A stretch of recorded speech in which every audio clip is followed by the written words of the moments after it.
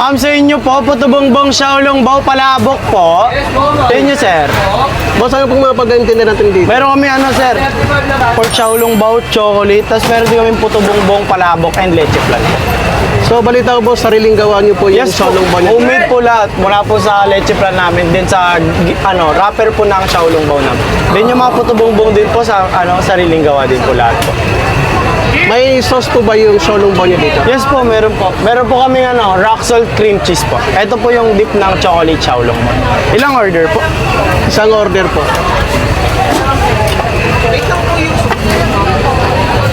Ano oras open niyo dito, boss?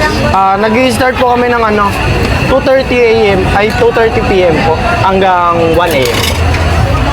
As yung location naman po namin R55 po. Barangay Bamber P Campus Street po. Fusion Alley, no? Yes po, Fusion Alley po. So, saan po inspired yung Xiaolong Bao natin? Sa Taiwan po. Is inspired by Taiwan. Inspired by Taiwan? Yes po. With rock salt po yun sa inyo, sir. Yes po. Eto. Thank you.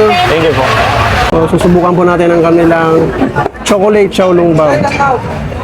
Tapos, ito po yung deep sauce niya. Yun. Try natin, guys.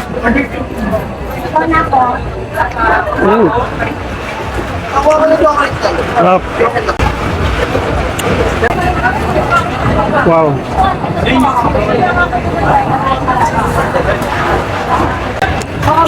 Sarap yung Xiaolong Bao nila. Hindi po siya ganun katamis.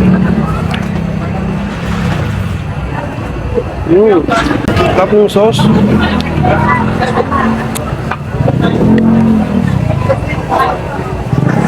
Ulit, guys. Last bite. Ano